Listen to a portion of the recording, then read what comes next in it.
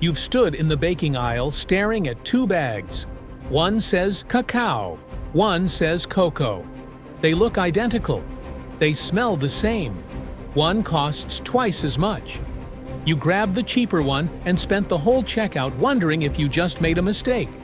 Or maybe you splurged on the expensive raw one because the label said Superfood, and now you're not sure what you actually bought. Here's the truth. They come from the exact same bean. But one thing happens differently. And that one thing changes everything about flavor, nutrition, and what you should actually use them for. Why does roasting a bean create two different products? Which one actually tastes better? Let's explore the process.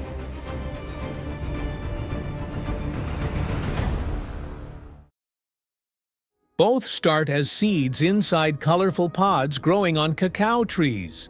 Same tree, same pods, same beans. After harvest, those beans get fermented and dried. Every chocolate product goes through this. There's no skipping it. But here's where the split happens. If the beans get roasted at high heat, around 120 to 150 degrees Celsius, they become cocoa. If they stay at low heat or skip roasting entirely, they become cacao. That's it. Cocoa is roasted. Cacao is raw or barely heated. You probably thought the difference was the source or the quality of the bean. Everyone does. But it's just temperature. Same bean, different heat treatment, completely different result. Now here's where it gets interesting. That roasting does three things. It mellows the bitterness, making the chocolate taste smoother. It develops deeper chocolate flavor through the Maillard reaction. Same chemical process that makes toast taste different than bread, or coffee smell amazing when brewing. And it destroys some of the natural compounds that were in the raw bean. This is why cocoa tastes smooth and familiar, while cacao tastes sharp and intense. You're literally tasting the difference between cooked and raw. Can you tell which one is cacao and which one is cocoa? They look exactly the same. I have no idea. Do you know the difference between cacao powder and cocoa powder? Well, cacao is supposed to be the raw one, right? I think this one, no, wait, maybe it's the other one? I thought I knew, but honestly, they're almost identical. Let's talk about what you actually taste when you use each one. Cocoa has that classic chocolate flavor you know, from brownies, hot chocolate, every chocolate dessert you grew up with. It's smooth, it's sweetish, even without sugar. It blends beautifully with milk and butter because roasting made it mellow. Cacao tastes wild by comparison. Bitter, fruity, earthy. Some people describe it as what chocolate tastes like before humans decided to turn it into candy. It's not comforting. It's intense. Like the difference between a polished studio recording and a raw live performance. Most people add sweetener to cacao because the bitterness is aggressive. And that's fine. But it defeats the healthier claim if you're dumping sugar to make it palatable. You've probably bought raw cacao for smoothies and wondered why it didn't taste like chocolate. Now you know. You were expecting cocoa's roasted mellowness, but got cacao's unfiltered intensity.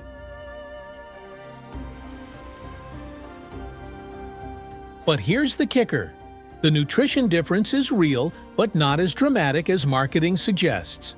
Cacao does retain more antioxidants, specifically flavonoids that support heart health. It has more magnesium, more iron, more fiber. Lower heat processing means more nutrients survive. This is factually true. Cocoa loses some of those compounds during roasting. Not all, just some.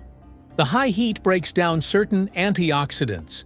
It's still nutritious, just less concentrated. But here's what matters for actual use. If you're making brownies or hot chocolate, the nutrition difference is irrelevant because you're adding sugar and butter anyway. Cacao's extra antioxidants don't save a dessert from being a dessert. Where cacao makes sense is raw applications.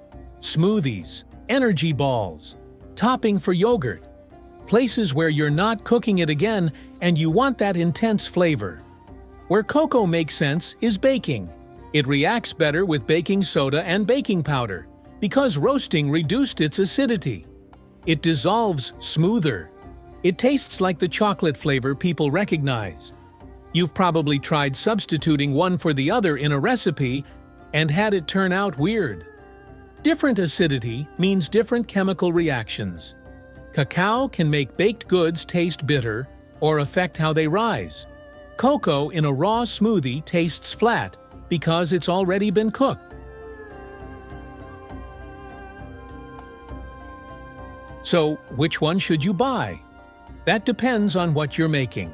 If you're baking or making hot chocolate, cocoa is perfect.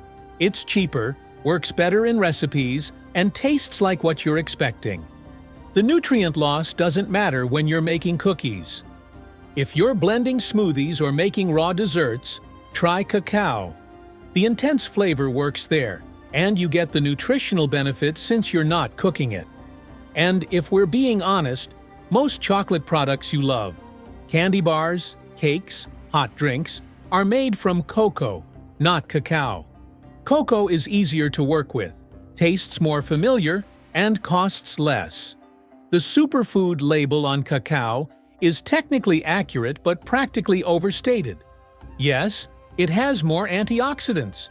No, that doesn't mean cocoa is bad. Both can be part of healthy eating if you're mindful of what you add. Here's the simple rule. Baking brownies? Cocoa. Blending a smoothie? Cacao. That's it.